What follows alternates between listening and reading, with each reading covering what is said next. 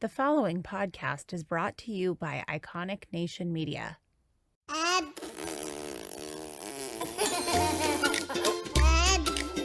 Hi, I am Tatiana, but you can call me Tata. I am so excited to provide you with helpful insights and create a safe, cozy space where you can ask me anything about parenting. Each week, we will spotlight specific parenting topics to help guide you to be the best parent you can be. We are here to support you, help overcome challenges, and have some laughs along the way. With that, let's dive into today's episode. Hello, my beautiful people. Welcome again to the Parenting Experience. Today, we have one special guest, one that I drive nuts every single day, and it is my husband, Mark. Yeah, Mark. And my amazing, beautiful producer, Kimberly. Your groupie.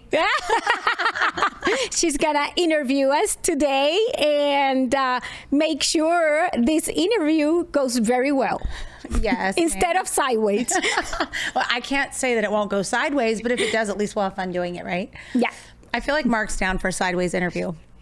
I'm so happy to have you here. Are you nervous?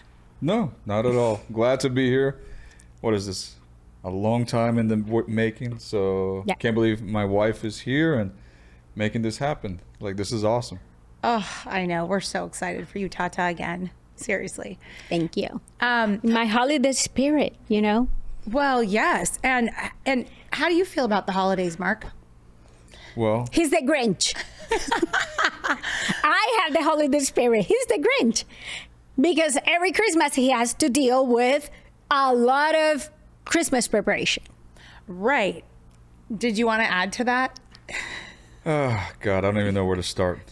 But we went from, I grew up not celebrating Christmas too much. I met Tatiana, got married, and she introduced me to this Christmas tree that she was so happy to say, you got to assemble it. And it was limb by limb, and they were numbered. And I hated that stupid thing. I couldn't stand it. And it took 4 days to decorate it. Finally, we got rid of it. I thought, that's the end of that. No, she got another one. And then Walmart or wherever it was had a sale. Then she got second and a third and a fourth. And we're right now up to 14 Christmas trees. Oh my goodness. That's the truth. And then we get to celebrate too early. So we're not even in Thanksgiving and we're having Christmas. So there's my feelings. Well, okay, so I'm so glad that's where we started, because I was surprised to hear that you're, as she calls you, the Grinch. I don't want to call you that, but in her words. But what it showcases to me is the duality of your relationship. And I wanted to be able to interview you both to talk about the dynamic of your relationship, starting first with how you both met. So first of all, Mark, where are you from? And then how did you meet Tata? I was born in New Jersey, grew up in Florida. I'm an only child. I have my parents, they're married now 65 years. Yeah. And they're an amazing couple. They really are. You see one, They're incredible. you see the other. And They're that's the just, Notebook couple. Have you watched that movie? Yes, They're the yes. Notebook couple. I think when Yeah. one passes, the other one will follow. Oh my God, I Yeah. have chills. Yes. Just a quick tidbit about them. I was going to leave for college, and I said, hey, I'm going to do a father and son date, and then father and son and mother date. So I said, Mom, I'm going to take you, I don't know where, ice cream and something to eat. And my dad loves cars, not much else except the Bible. I said, Dad, I'm going to take you to a car museum. And he's looking at me, and he just says, what about your mom? And I'm, well, what do you mean? This is called a son and father date. She'll be fine. She'll be home on the phone, watching TV, talking to her fam. And he looks at me and says, well, so you're saying we're going to leave and go have fun and your mom stays here? And I'm like, yeah, like it's 2 hours. We're just gonna see cars, just you and me time. He's like, so I'm gonna go have fun without her. How can I do that? Wow. And that's how I grew up, watching that level of commitment. So, and then fast forward, I was, single, praying for the right one. And here I come. There you go. And we met on a blind date, and I don't talk too much. I don't get nervous too bad, but I can get reserved and a little more thoughtful. And I saw Tati. We went to Chili's. That's how I love Chili's. literally develop like our first conversation. And if it was me, I said, oh my God, this man is so boring. He doesn't talk I forgot my at name. all.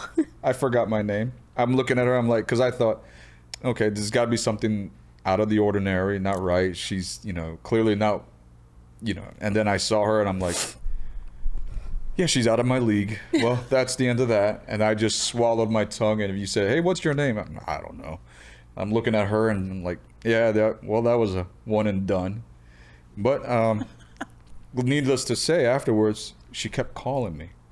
Liar. Liar. We had something in common. You invited me to an NBA game, and I am a very big NBA fan. Yeah, she loves basketball, but she goes for the wrong team. Miami Heat. I am a 305 And I'm ride or die Miami Heat fan. And I'm Orlando Magic. And Orlando Magic have a Yes. rivalry with the Heat.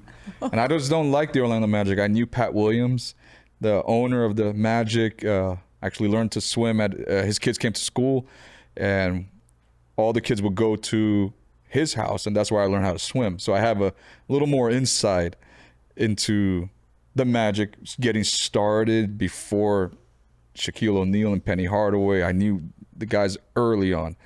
And then here she comes on the wrong side.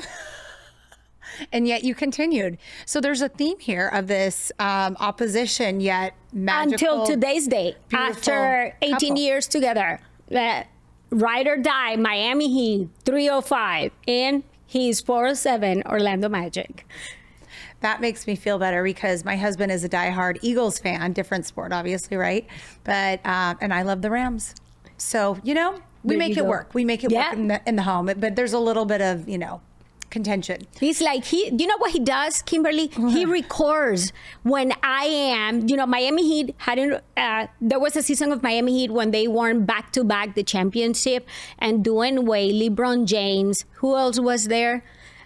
They used to, in Miami, they used to call Chris Bosh, they used to call them the Fantastic Four, because literally when they came, they won back-to-back the championship.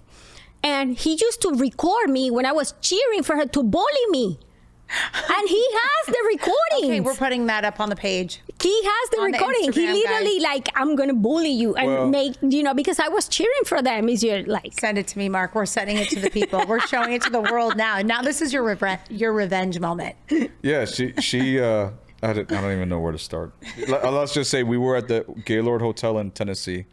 We're walking through, and here comes an NBA player. And clearly he's almost 7 foot tall, or just towering. And I saw him, and I'm like, I knew exactly who it was. Tatiana sees my reaction and goes, "Who's that?" Before I could even answer, because I'm just amazed, like, wow. She runs over and says, "Take a picture." So I take a picture, and they said a few words, and then he kept walking, and we didn't want to interrupt his day and stuff. And then she comes to me and says, "Who was that?" It was David Robinson. And she had no clue. And I'm like, that's like one of the best centers ever. And that's us. So were you guys set up on a blind date, or was it through an app? Was it how was that? How did that Through come an to app. be? Yes. Okay, through Yeah. an app. Which app was it? You wanna say ChristianCafe.com, like a Christian app. Okay. Oh, that's helpful. Yeah. That's helpful to know in the sense that so you had your faith in common from the beginning. Okay. Yeah. Okay, because that's a big focal point of what I see as an outsider is your devotion to your faith and your values. And it's in action. It's really, like, for example, just the other day for folks listening or watching, we were texting, me and Tata, and I said it was Mark coming, and she said he's serving at the church. And I just thought, wow, that is so cool that it was like a Tuesday, you know? Yes. And I just think it's great. Okay, so you guys meet. You think he's boring because he's so nervous and thinks you're out of his league. That is so cute, by the way. Because Tata, I will say, I'll go on record and say this. I would never hire you as a nanny. I don't care how many certifications, Yale and NYU, and you've worked for this one and that one. Okay, we know you're fabulous. I would never, ever hire you as a nanny. You want to know why? Why? You break the golden rule. What's the Never hire a hot nanny. There you go. But it's like let's put it this way: when you know who you're hiring and you know your boundaries and you know your values, you tend to be very respectful, and that's basically who I am. Like You don't give off the I'm trying to steal your husband vibe. Exactly. No. Well, you should ask that question, let's say, to Kelly, not to me. Oh, we're going to address it with Kelly when she's on. What were you thinking? And I think she have talked about that before. Oh, but, okay. Well, we're going to bring it back up. We make jokes about it, but yeah. But as beautiful as you are on the outside, you are even more amazing on the inside, and that is true. And this kind of leads me to some of your journey together as a couple. So you guys end up falling for each other, and then you get married. Where did you guys get married? Miami. Okay. We have to. Big wedding, small wedding, everyone coming in from. It was big. It was like 160. That's pretty good. 160 people. He said he caved in. What does that mean? I don't know. Our Miami Orlando theme. So of course we got married in Miami. Of course. Yeah. And then of course what type of wedding should it be? And I thought, well, maybe medium size. And she says, nah, small. And we started doing the guest counter, thought who should come. Clearly what Tati thought was small was my large side of things. I thought middle, I'm thinking 70 people, 80. She's like, oh, let's just do it small, 100, 200, like no problem. And I'm just... Kimberly, I come from a very huge family on my dad's side. We are, I believe, if I am not mistaken, like 51st first cousins. Yes, my dad had 10 siblings, and everyone had 3-4 kids, except one brother that only had one. So I come from a very big family, and for me, family is everything, like literally everything. I will die for my family. I don't find my life with a purpose without that rock in my life. And that's how I grew up. Like for him, it's very easy because he doesn't have any siblings. Mark is an only child. But he goes to Barranquilla with me. He gets so freaking overwhelmed. I was going to say that must be shocking for you. The first time he got very, very overwhelmed. Invitations here. Tata, let's go here. No, let's go here. Let's do the country club. Let's do this. Breakfast in one place. And do they lunch speak in another. English? Or are they speaking Spanish? And Mark, how does this work? Tell us the dynamic. Some of them speak English because, we all went to bilingual schools. My English is I didn't learn English in the United States. I learned English in my hometown. So a lot of people, like my nieces and everything, my brother, we all speak English because of the school that we went. So for the majority of part, the older cousins, because my dad is one of the youngest brothers, so I am one of the youngest generation. I have cousins right now that they're 67 years old. So they're 19, 20 years older than me. So first cousins. So some of them they do, some of them they don't, but he speaks a little bit of Spanish. He can tell you about it then. Oh, I grew up very English house, except when I got in trouble or anything happened, then it became Spanish. Marco Jose Ramos. And it was like, oh, well, I don't want to hear that. So I tuned it out. And I didn't learn Spanish very well, except with my grandma. And thankfully, I learned just enough to get by. So I have enough broken Spanish where they can kind of tease me, but they know what I'm trying to get to. So it was fun going to Colombia. Definitely the first trip Tati didn't not warn me, but like, hey, heads up, it's a lot very different over there than here.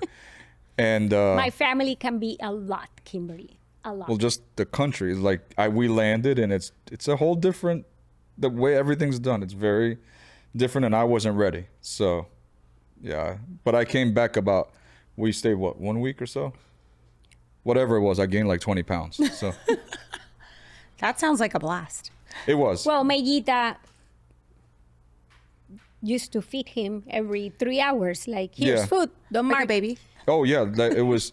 They had breakfast. I got up late for it. Had breakfast. Took the dishes away. Here she came and set another plate, and I thought it was getting ready for lunch. No, she was like, it was pre-lunch meal. Finished that, and I thought, because I don't want to be rude, so I ate it.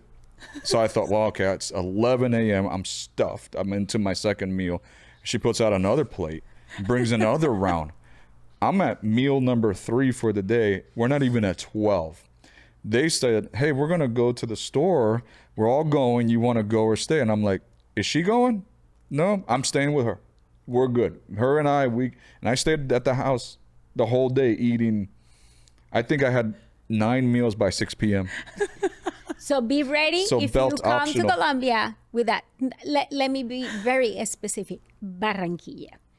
You will meet Mellita, most likely. She is like the cook and the nanny for my brother. And even though, the girls, my nieces are so big, but she's still part of the family. And Asher calls her Abuelita Mella, like Grandma Mella. And she is part of our life. She's been in the family for, I think, 23, 24 years. Oh my gosh. And she's still around. Well, we definitely need to give some behind the scenes to the audience of Barranquilla. So anything you can give us, we want to see, will. we want to experience it. Okay. So we have plenty. Okay, so now you've been indoctrinated into the familia, right? At this point, I love that word, indoctrinated. so That's then, so accurate. Very much so. I could have said hazed. Yeah. In the United States, we could also say hazed. Felt But like a hazing.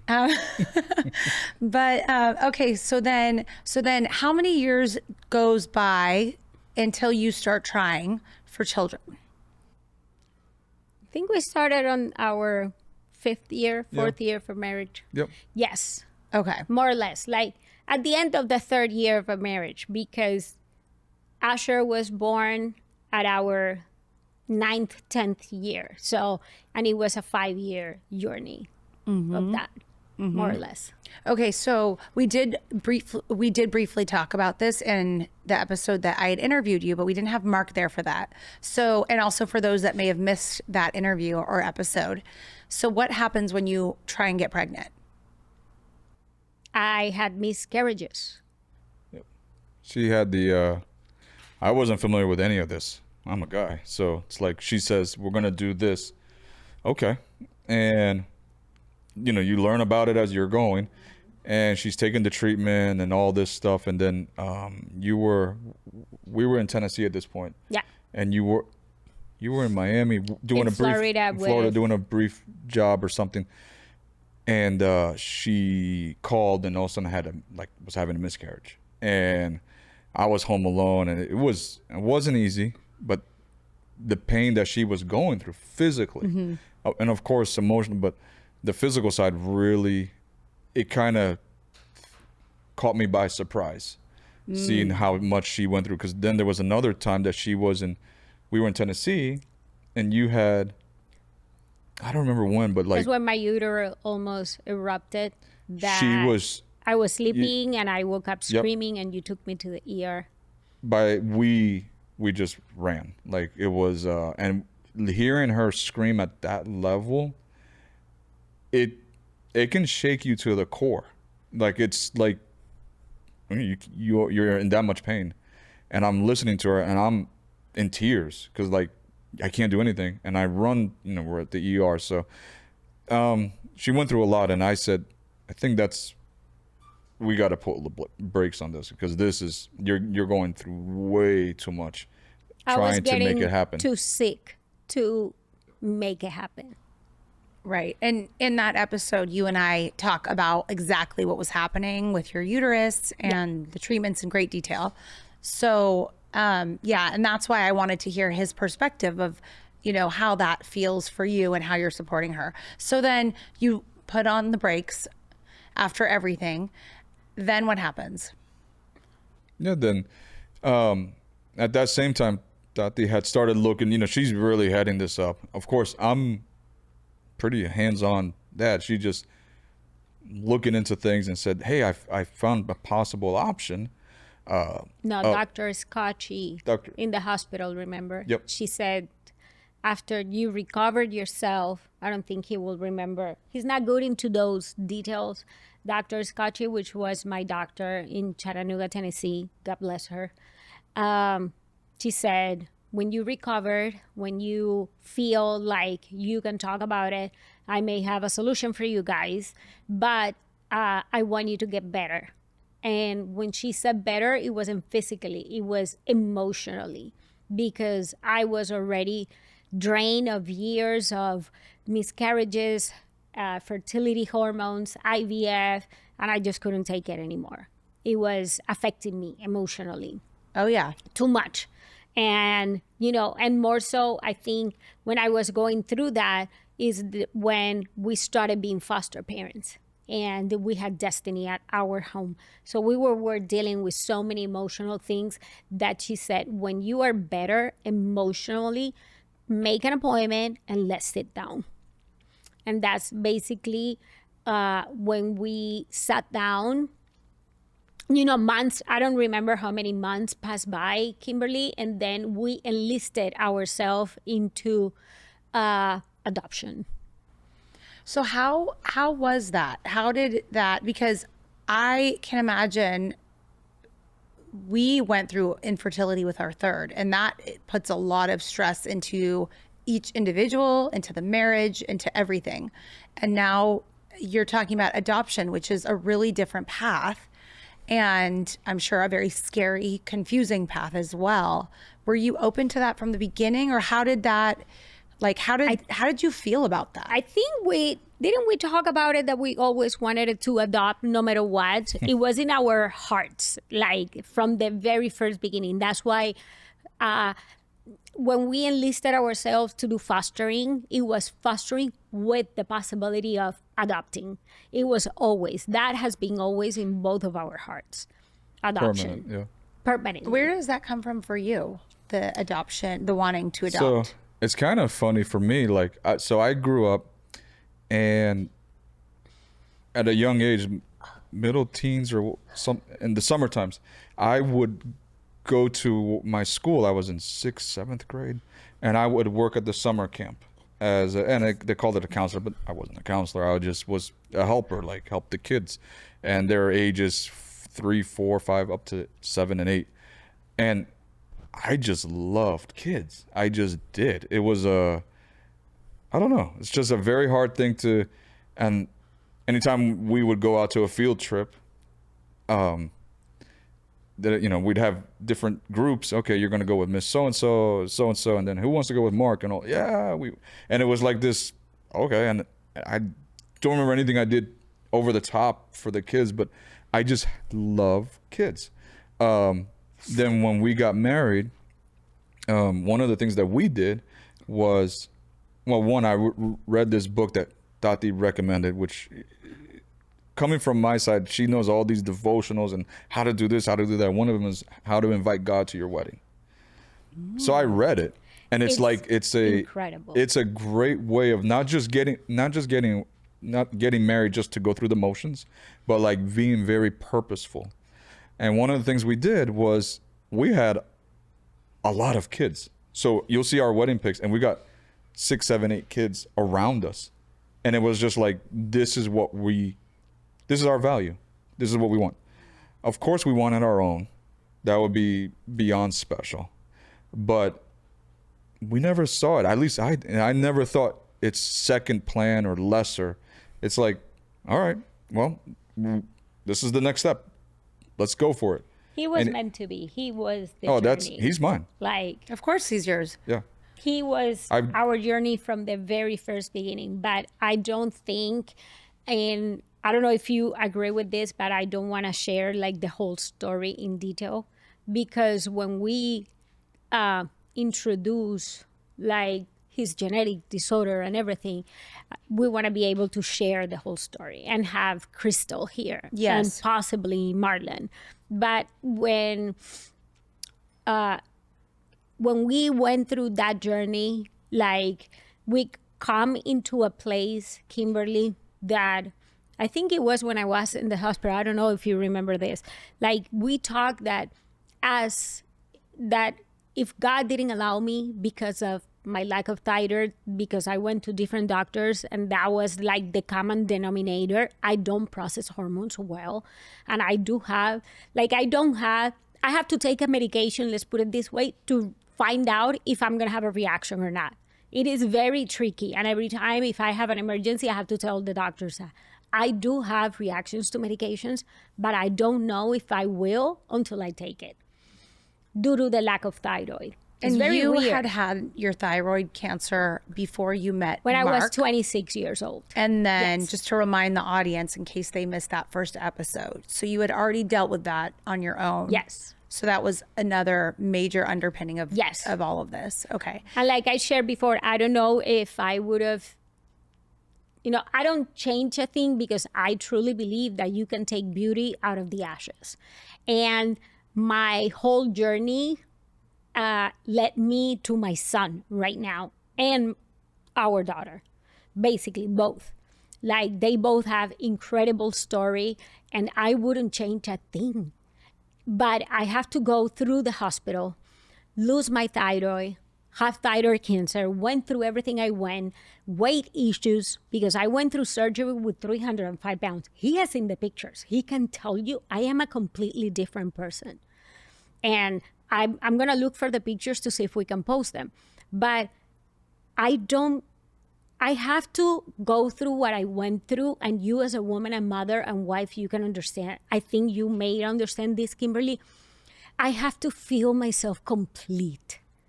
That a child wouldn't define me as a woman. That I had an incredible husband by my side. And regardless if we end up having kids or not, we can do things with purpose in life for our marriage, our family, and for others, because we both have a very big serving heart.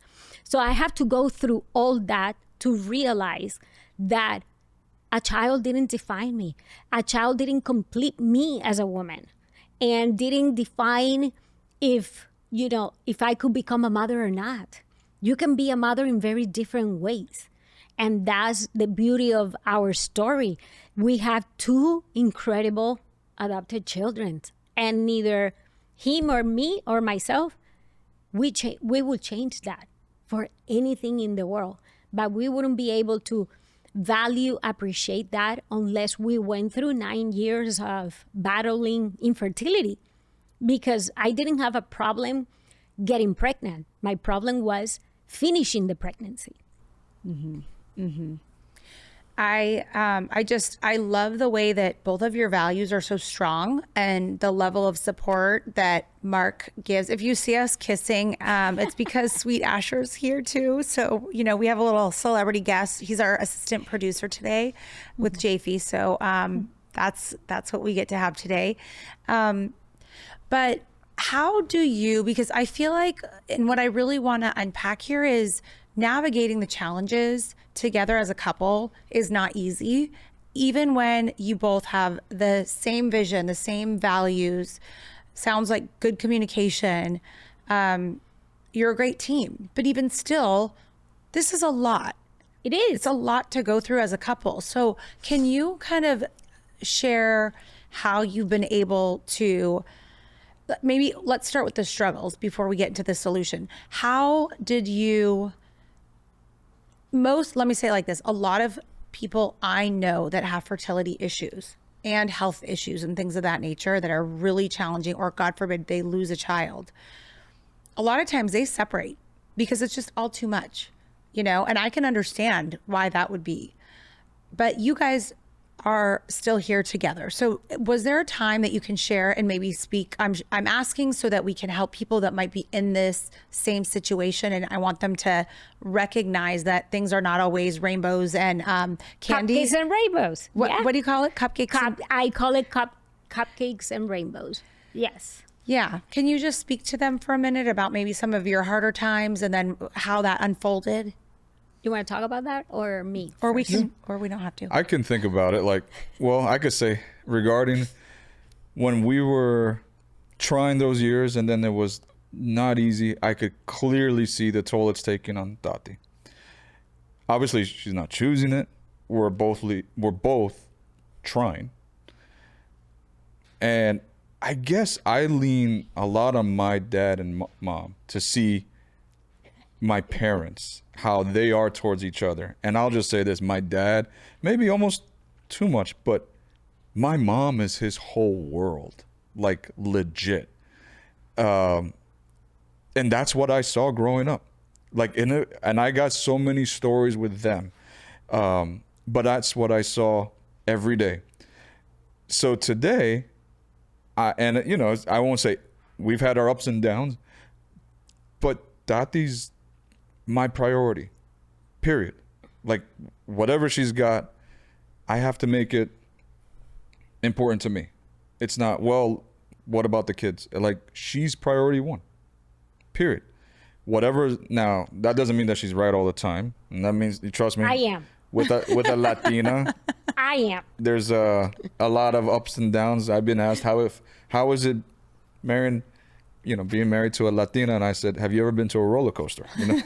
That's a lot of truth. Well, let's okay. No, but really, and then here comes Asher, and we both feel 100% invested in him, and like he's our world, and it's everything you hear becomes true. Like the love is different. You have a new separate, you almost don't even remember how you lived before, which is so true. But despite that, it's like,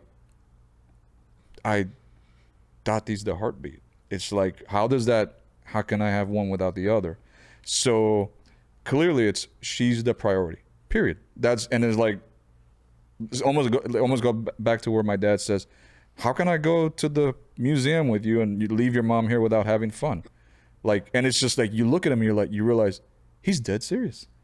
And it's like with me, it's like, how can you even think of a life, without Tati being just not only there, but being thriving? And it's like, and I'll look back at you like, what are you talking about? Like, she has to be thriving. That's my job. And I have to. And so, like, even something as this vision here with her Christmas sweater and everything. I mean, Grinch. Here she's telling me, she said, we got to do this for the show and do all these Christmas shows and trees and things. And, I'll sit there and complain like, really, we don't need more Christmas trees. But guess where we are at 11:30 p.m. at night in Walmart, with 3 carts going down, and who's pushing it? Me. That is what I see. And I really want to make this known because the world doesn't see you two in action, and I do. Yeah. And you are such a deeply connected couple. I love Mark's little sassy comments, but at the end of the day, he is there for the full ride. He is on your ride, and I love and respect it so much. One thing he hasn't, I don't know, if he wants to talk about it, but I don't have a problem. Pain has made us really stronger as a couple in so many ways. We have learned about, like, that phrase, like when you get married, Kimberly, that a lot of people say, oh, the first year is super hard. We didn't know what that was. Like, we had incredible, let's say 10 years of marriage, more or less, or 11 years of marriage. Like, incredible. Like, we used to, like, the ride or die. We used to, like, the problems didn't seem as problems for both of us until our world got rocked and Asher was born, basically. And we can talk a little bit about it, but I don't want to spill Asher's episode. But, Asher came with challenges, and we find out at 20 months old that he did. the little challenges that he showed up at the beginning, never seen for me as a behavioral therapist as a red flag. He had a little bit of torticollis, but developmentally speaking, he was up to all his milestones. We never had any problems and everything. And Mark copes with situations in a very different way. First of all, and he's gonna laugh, but this is the real truth. Hormone made me cuckoo. Oh yeah, it does. I can attest to that. Not specific to you, to all of us. Yeah. Like they make me cuckoo. I bled after IVF. I bled for 4 years, nonstop. Not one OBGYN could figure it out what was my problem after my IVF. My period never stopped for 4 years. That's awful. That when I went to Michigan, thank God to my boss, she said, I am going to help you. You can't continue like this, because it didn't stop. 4 years, 365 days a week, days a year, like nonstop. Was it related to your thyroid? IVF. Yes, because of my thyroid, my hormones went. It was like they never clicked, like to stop. After I stopped doing IVF. So I was cuckoo. I was like a little bit, like he said, like a roller coaster.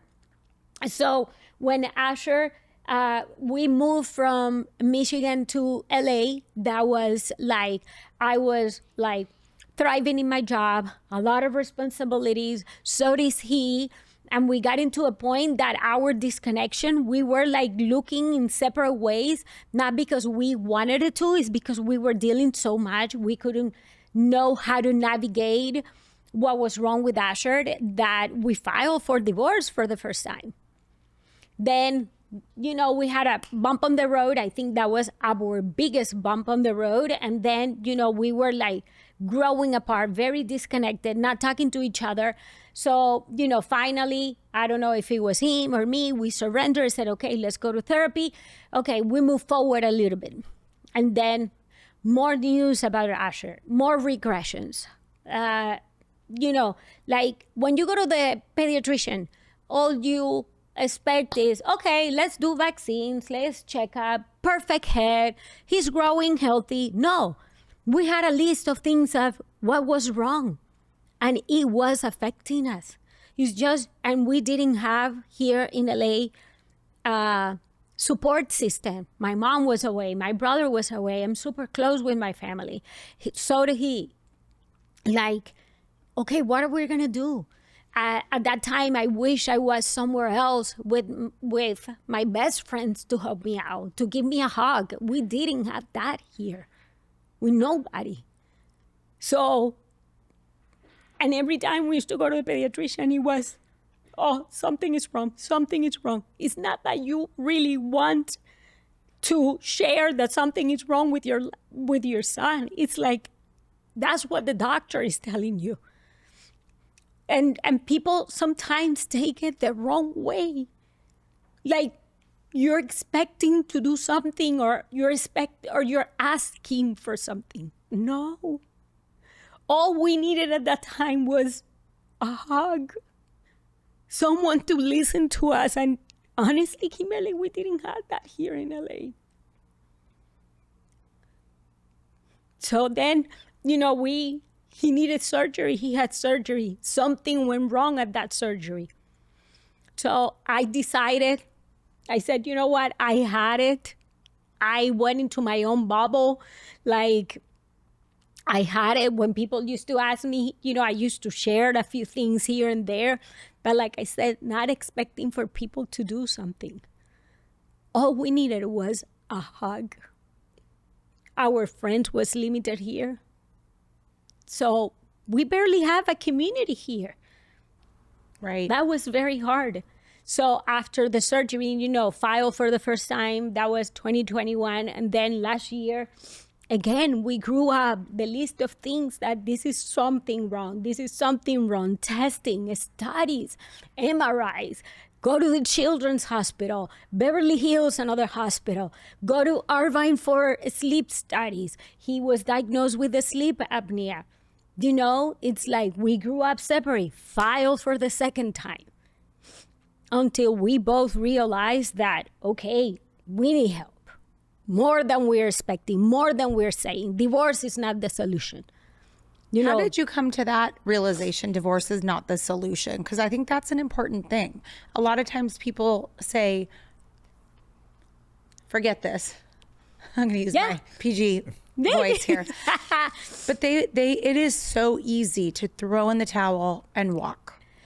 in my case, I knew that because I have so many pressure in so many ways, and you know, not only him, but work, my house, my son, my husband, my daughter, so many responsibilities, trying to build my dream, you know, make my dreams come true, and so many things. You know, isolation is a real thing. Like when you decide to isolate yourself, you know, people can take it the wrong way, because in my when he filed in January of last year, my focus was, and he can give his perspective, my focus was, let me go to Colombia, where I have my community, I have my mom, I have my brother, I have my family, and they can help me. And they did. And let me do the surgery over there. No matter what, I'd rather pay there and have my people than be here by myself. Because the first surgery, we had no one. So you got yourself out of this mode of isolation. That really happened to you as a circumstance for your job. It wasn't intentional. You were moved across the country due to your job, which is very demanding. Were you living in at that time? Yeah. So you're not even living. I'm just framing this up so people really understand the level of support that you're giving to her career, because this is a big part of this Totally. too. He has always supported my career. In everywhere we have gone, he has been my biggest supporter. And I am so grateful for that, because not every husband supports the wife's dreams. That's right. And he has always been there for me. Yes. But when I decided to go to Colombia, I said, F this. Honestly, I need to do my surgery there for so many reasons. I need to be able to rest with my son and not worry that I have to take care of somebody, cook for somebody, and expecting, you know, a phone call. Are you okay? And people are cold. That's what we have experienced. I have experienced a lot of coldness. So in that time, when I went to Colombia and I told him, okay, my dad and my family has everything ready for Asher. And one of my closest friends in Barranquilla, God bless, and I have to tell her, Natasha Feliz, God bless her. She put everything together for Asher. I literally got off the plane, went to the doctor. The surgery was in less than 24 hours of me landing in Barranquilla without the doctor meeting my son. Amazing. Yeah. And Mark flew to Barranquilla 24 hours later. And that was when we saw each other again and said, what are we doing? What are we thinking? Like, no. It's like, I have my husband back. He's going to be fine. He just need to recuperate. He needed to stay in Barranquilla 25 days before he could fly back to LA. So we stayed there. Thank God, you know, I had all the support that I needed from my job for him to recuperate and come back. And when we came back, we said, you know, we had an incredible pastor, Pastor Mac in Calvary. And he said, okay, let's do this, guys. Let's get some counseling. We're going to help you. And you guys are a power couple. But, you know, this bump on the road, you guys are going to move forward. And we did, Kimberly. And today we are better than ever. Honestly, we're better than ever. Like, but I think we needed to go with 2 times filing for divorce, because he filed for divorce. So we needed to go through that to be able to value what we have with our children, our home, what we have done for each other, the love we have for each other. It was necessarily.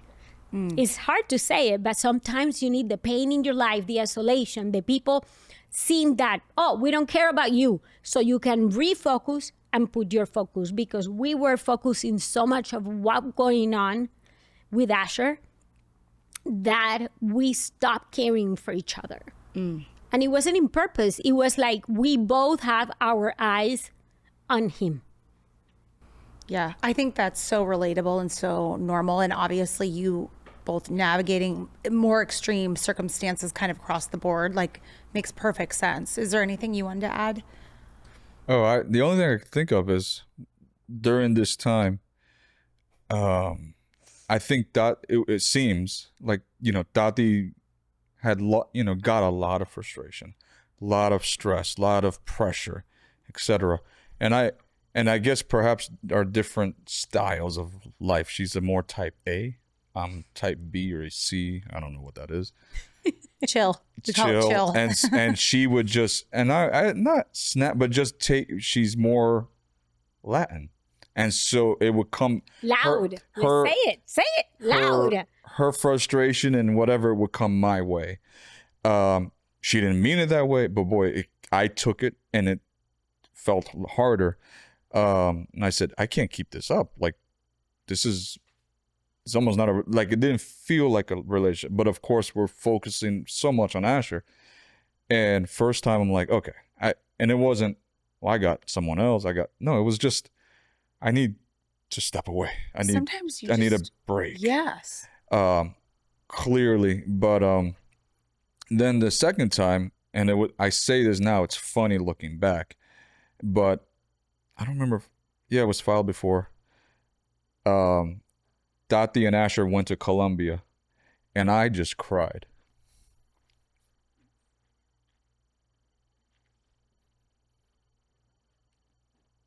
I already had a ticket to go, but it was like my heart was gone. And that's the answer. That is exactly the answer. So when I landed, it's kind of funny because I had in my mind, we're done. Like, I just can't do this anymore. And then she left, and I'm like, no. I got to make this right. Well, unfortunately, I forgot to change my direct deposit with my paycheck. So it went to another account. Oh my God, that story hilarious. So I land there, and I'm so excited to see her, which for the longest time has not been the case. And we literally park at the bottom of the building, and it's the 4th floor up. And I start getting text messages from Tati. Where's your check? Because she's looking for it to pay bills, etc. And I see the thing. And bills. I gotta pay his surgery. All this stuff, and by the time she sent me like 10 messages, I got up there, and she's really mad at me. She's pissed.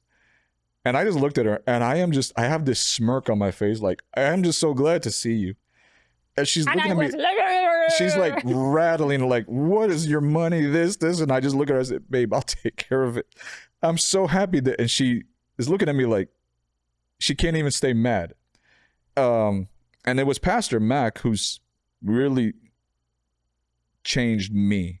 And it was at a lunch. I went out to lunch with him, actually nearby. And he sat down with me, and he's told me perhaps the worst advice I wanted to hear at that point, which was the best thing. He said, you're expecting too much of Tati.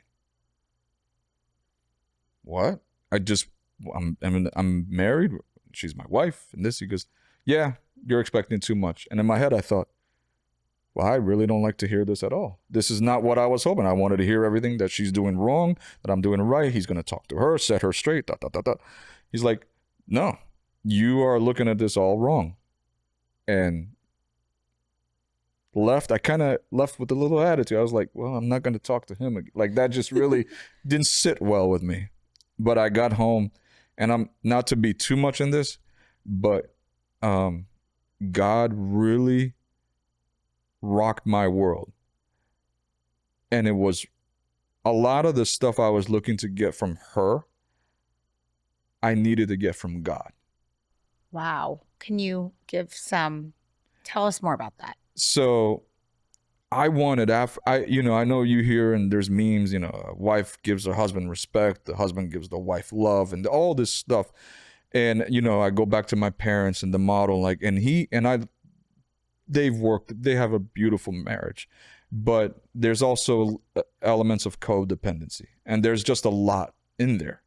Well, I wanted a lot from Tati and I wasn't really getting it that I was hoping to get. And it built a lot of frustration in me. I didn't realize I was putting my identity with her. What I thought I needed from Tati, I needed to get from God. Pure and simple. That broke me. And I said, God, I'm going to get right with you like I thought I was. And the best way I could describe it is, you ever been to a chiropractor and you're laying on the table and they tell you, okay, breathe out so you can kind of just breathe out. And you think, okay, I breathe out. They're like, no, breathe out. Let it go. And you're like, I did. And okay. And right when you kind of just take that little second breath, crack, they sensed it. And what was it? You literally gave up. And that's what I can compare me with God. Like, okay, I gave up, and I think a lot of people, okay, I give up to God. Yeah. Did you really give up? Did you really give in? And that, from that day to now, changed me, like, radically. I need to be a complete husband, man, whatever, all dad, all those things. Then Tati doesn't complete me in that sense. Like, I have to get what it is from her. We complement each other. And it took a lot of all the pressure off. Now we're, and it was just funny because, you say it now with the filing and all, and I'm like, we filed, but it's more, I don't want to say it's to score a point. You just wasted money with lawyers. Yeah. It wasn't like there was a plan to run out and to go do all this stuff. It was just like I couldn't take it in that moment. You didn't know what else to do. Yeah. And you were waving the flag. Like, this isn't working for me and I don't know how else to. Exactly. Like, and something needs to give here. But I loved her. No, it's her. And I never thought that the problem was lack of love. It's just like the way, when we talk in therapy, and God bless the woman that helped us and we love her. Like, we found a little village that we needed it to have at that time. Mm-hmm. Pastor Mac loved that man of God because he spoke to Mark the way he needed to be spoken, and to me the way I needed to be spoken. And it's not that I wasn't fulfilled my responsibility as a wife. It's like we had a son that needed us and my focus needed to be in him. So I couldn't fulfill his needs. So he needed to stop putting his eyes on me, put his eyes on God, and start praying for whatever needed to be prayed, if that was the answer. And then let me, as a mother, do what I needed to do. So while I was focusing on him, he was demanding a lot of stuff. I said, this is not the time for that. Don't you see that, what we're having?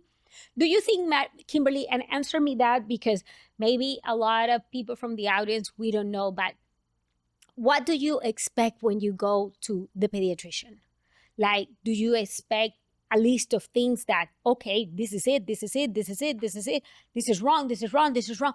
That was our life for 2 years. I can't imagine. And I wish it could have, it was different. It's like, are we inventing this? Sometimes you second guess that information, because I said, if this is true or not, we got into a point that we were flying to Michigan and comparing the diagnosis from here to the pediatrician that we had in Michigan, that we built an incredible relationship with her. And until today's day, if we need that woman, she's there for us. And I said, no, both pediatricians agree with what was going on with him.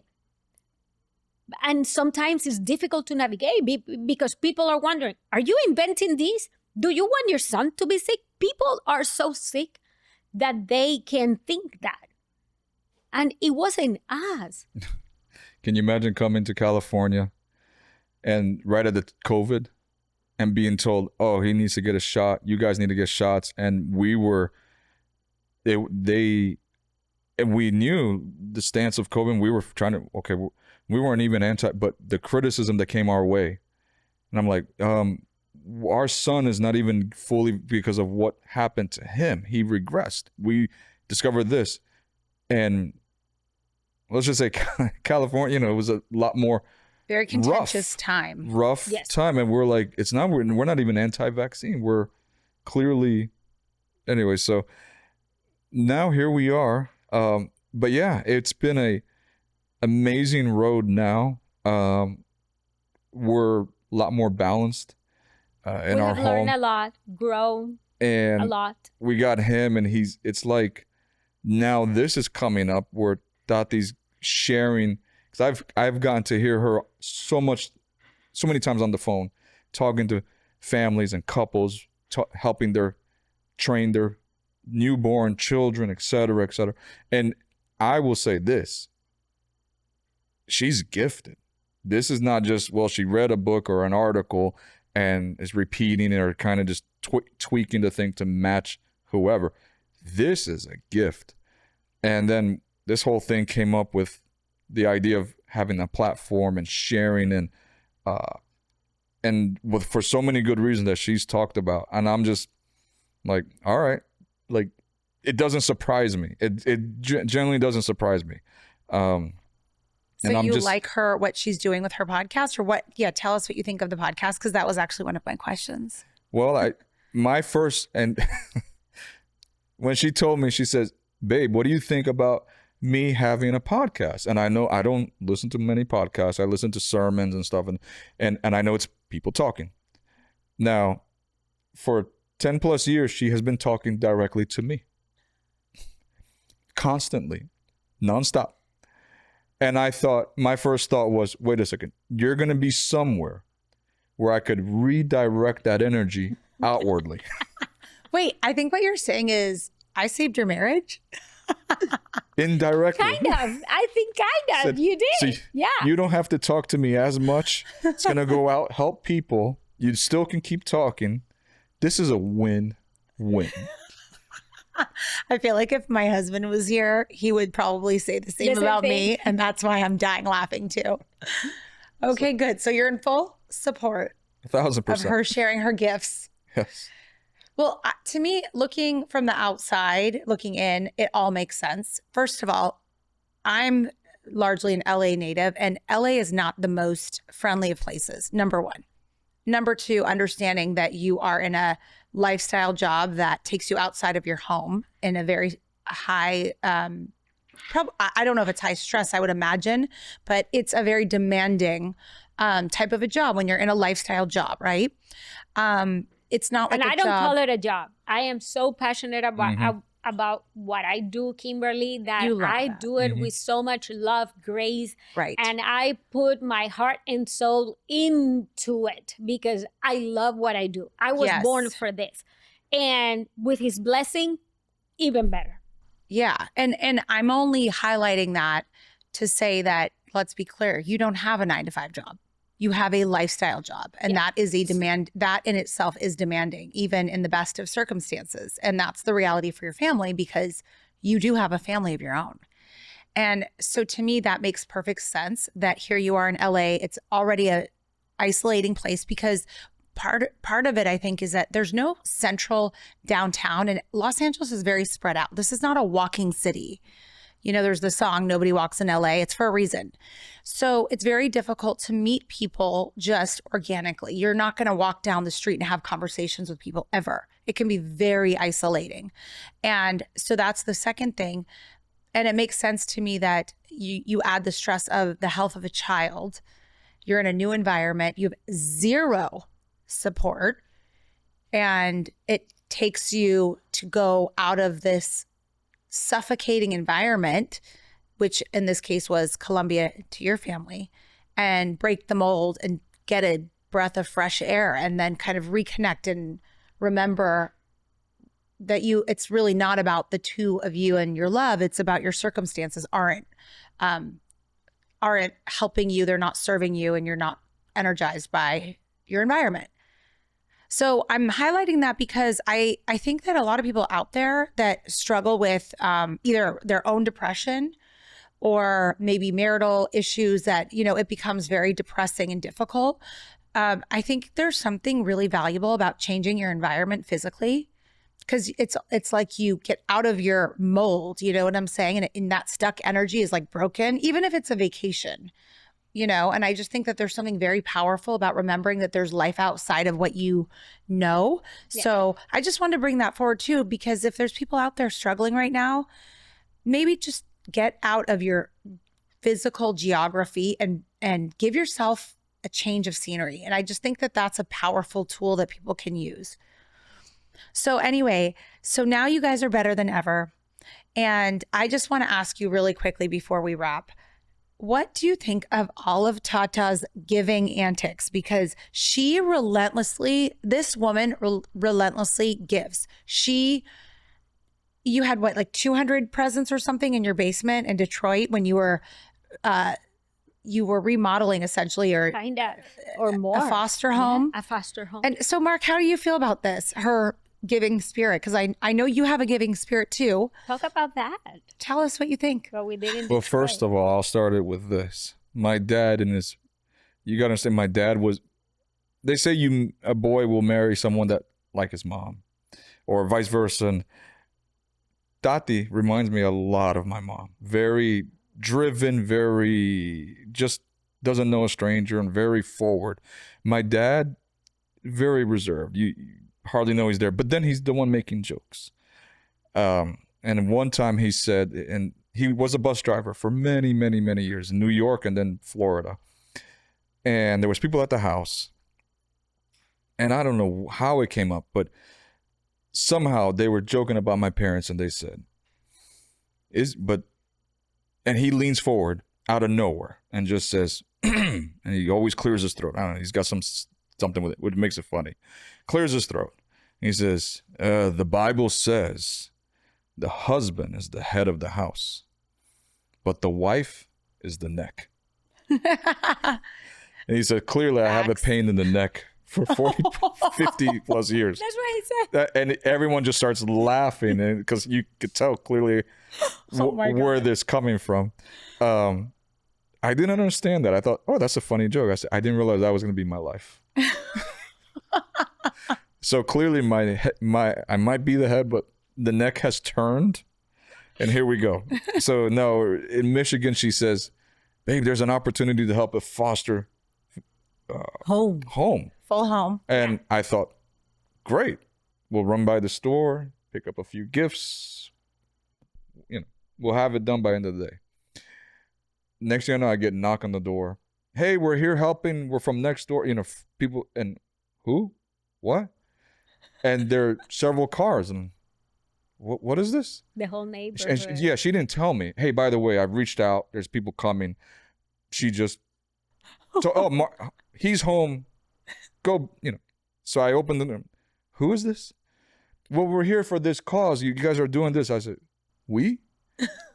We are? What? And I called her. She's like, yeah, they're there for here. Stop it. So they start bringing stuff in. Well, then you got to organize it. Well, I'm downstairs. I'm like, okay, this is several big boxes. Another knock. And another knock. And another knock. The foster home had 10 foster aging youth. It was a transitional home. So the house had nothing. So couches, beds, dressers, nothing. So when we lived in Michigan, we had a very large house. So downstairs, and it was just us. So downstairs was it's two homes in one. We were gonna have my parents come, but that didn't work out. So the whole living room, which was a huge room, became sectioned. looked like a miniature store. We even had the racks. And I was like, how are we going to do this? And she's, well, we got to rent the truck. And I'm like, I'm not renting a truck. So there I'm at Penske renting a truck. But, you know, to our heart, like, this Specify a U-Haul, is a U-Haul. not a regular truck. So I bring it and we load it up. And I mean, my back is killing me and taking Advil and just, but there we are. But you know, I look back and I'm thinking there was one incident where we're in Tennessee. What? With Destiny. I was looking at profiles, you know, eligible foster kids. There was one that she was almost 18, 2 months left. And they were writing down what they wanted for Christmas and Thanksgiving. Or Christmas. And this one was an adult. She says, I just want to go somewhere. For Christmas. It's heartbreaking. And I wrote them and we wrote them and I said, can you send all of them? Please. And we had a Christmas dinner. So we have this same, I just sit back and think, all right, it'd be nice to do it. And Tati somehow reaches everybody and I'm in a Penske truck driving down a highway with boxes. He goes crazy with my ideas, Kimberly. He does. Listen, this is a lot. Listen, we're not doing it. You know, at the beginning, you know, I go back and I am so grateful for the neighborhood that we were in and the people of Michigan because, you know, we're not millionaires. We're blessed with the income and the jobs we have and everything. But we're talking that this was a 6-bedroom house in the suburbs in a very horrible neighborhood of Michigan. And they needed everything. They needed beds, sheets. They needed to literally fulfill every single need that a house needs. Living room, TVs, kitchen, pots, pans, forks, plates. Cubby said, how am I going to do this? And he told me, you're crazy. I said, well, I cannot do it, but God does.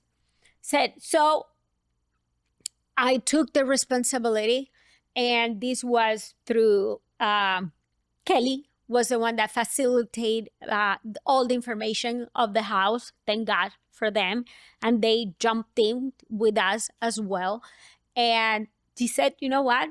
I don't know how I'm going to do this, but I am going to reach to every single person I know. And at that time, I meant my family and my closest friends.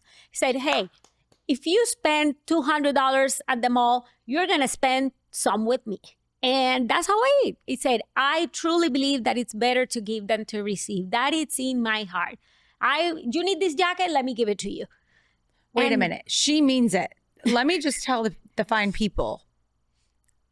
I have never met a more giving couple ever in my whole life, ever, individually and together, especially you on her ride. But you clearly both have the same heart of you always say, I have a servant heart, and I see it in action. These two and Asher show up to my house on Christmas with big Hanukkah gifts because we're Jewish, and it's their Christmas. It is their special day. They're religious. This is a very important day. And I think I was speechless for a couple weeks. I'm still speechless over it. They show up with gifts for me on Christmas, on their special family day with God. And you're here delivering Hanukkah presents to me that are, it doesn't matter how beautiful they were, but I just have to state they were very fine gifts, and they were very generous gifts and thoughtful, loving gifts that mean the world to my family. But it's their Christmas and they're showing up giving. This is these people. Nobody, I've never met anyone that does that, ever. So imagine a foster house that had nothing. Their mattresses had bedbug bites. They have to throw away everything. And through the snow, they didn't have any heaters. So here I am. This is how hundreds of items. It was. We filled that at XL U-Haul. We'll give you the pictures and the videos. And not only that, but all of those 6 foster children that were there, young adults, had a wish list. And I have to give credit not only to Kelly, my bosses, my friends, my mother-in-law donated $1,000 for us to buy everything we needed it, but also my neighborhood in Milford. God bless those people, because it took me one post on Nextdoor app for my whole neighborhood to be at my house, delivering what do we need, how we're gonna make this happen. I had a village doing this. I could not do it. Like, we collected more than $35,000 and we were able to provide everything that house needed at Kimberly. You know, the furniture came through a furniture company that donated the furniture. Kelly was in charge of the mattresses and their beds, and everything got shipped over there. We did the wish list. We did the sheets, the towels, the bathroom, the kitchen, the living room. It was like, this is what Christmas or Hanukkah, for me, it's all about. For me, this is the holidays. Nobody else out there that I know around here comes to these holidays looking how they can give. And I just want to thank both of you for inspiring me personally to remember that it's about giving.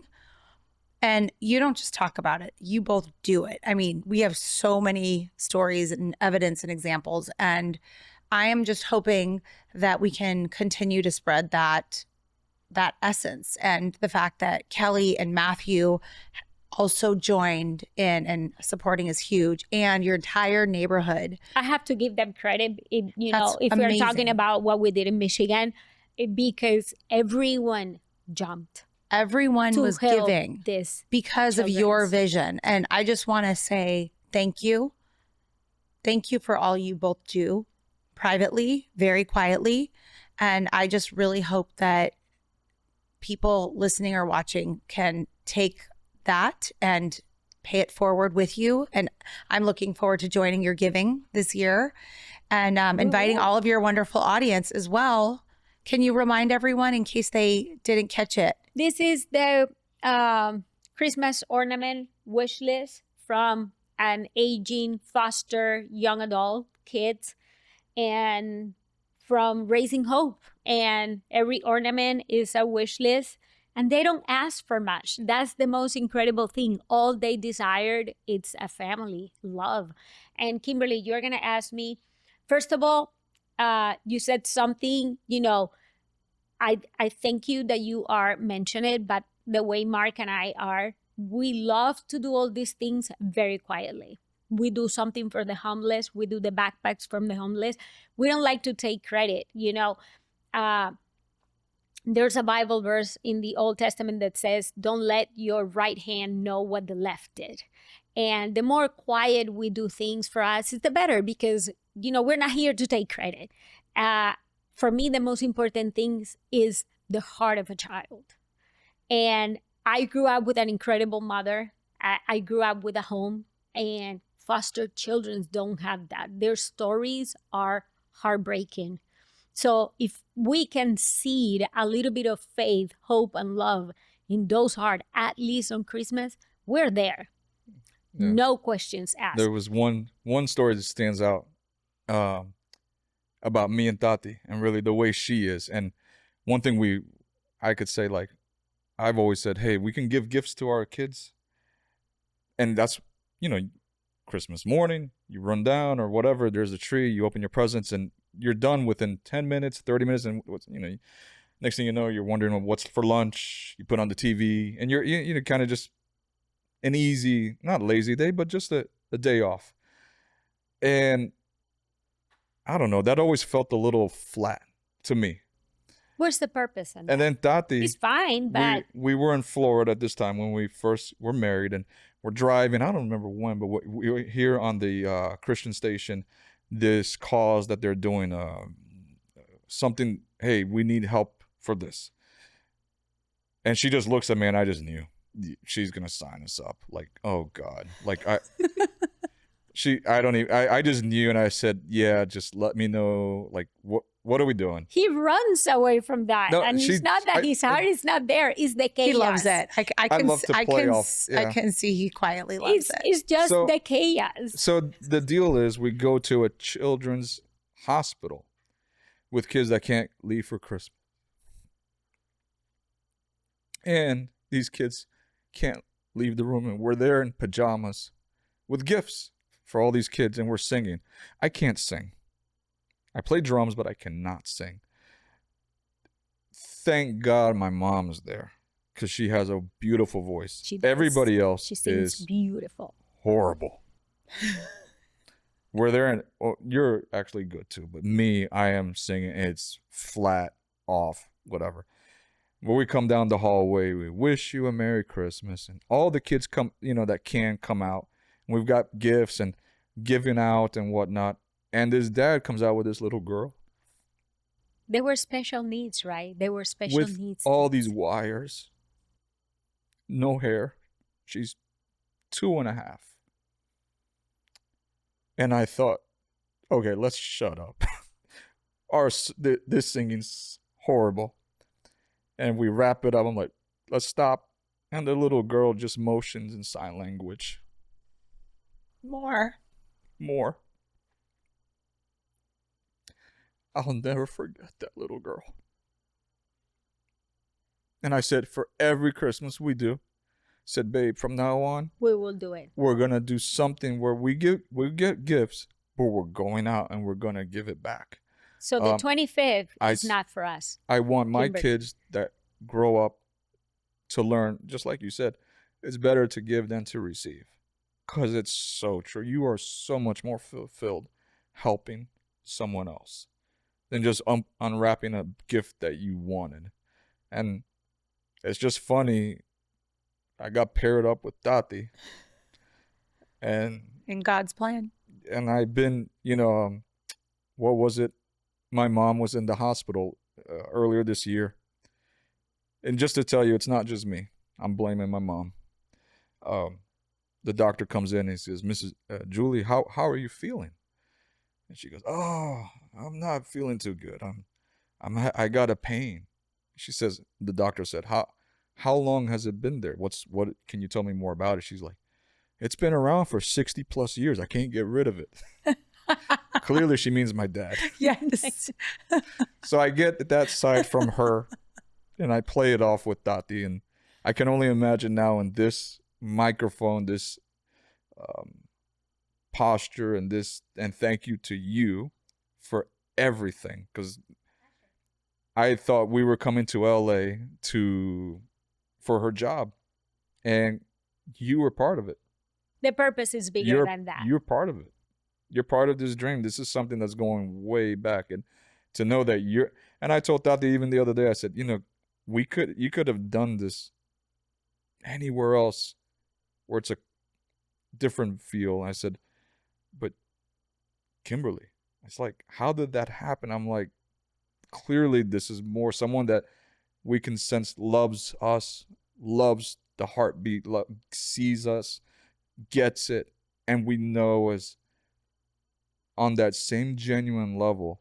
Like, yeah, so my warning to you is, are you ready? I am so ready. I want to be out there singing. Come here, baby. Come here. Come here. Come on. Do you want to come join us, Asher? Goodness. Come here. Jafe's been producing as well as Come here, babe. working with Asher. What do you have there? What are we going to say to the parenting experience audience? I love making paper airplanes. You love making paper airplanes, right? I love getting out of here. I love eating Shake Shack. You're going to get Shake Shack. Daddy will take you to Shake Shack. Not sponsored. What are we going to tell these people?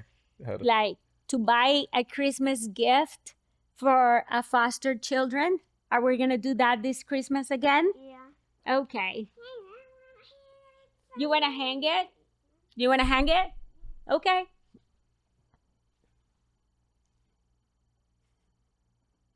Are you ready for Christmas? Are we going to give lots of gifts for Christmas? Santa's gonna Santa is going to bring gifts? Yes, Yeah? Okay. of course. Okay. Okay. I love making papers and paper airplanes and driving cars, and I like driving away cars. Yeah. He Okay. is so amazing. Okay, but wait. Tia Kimberly's going to wrap up the show. Yes, let's wrap it up. Well, I just want to celebrate your beautiful family and your hearts, and I'm so honored to We're get to missing share. one, We are but she's on missing the one, plane. but we will spotlight her another day. And I just want to say thank you for giving away your hearts to the world. And I believe that in your podcast, that's exactly what we're doing. So congratulations. I love you. I love Thank you. I love you.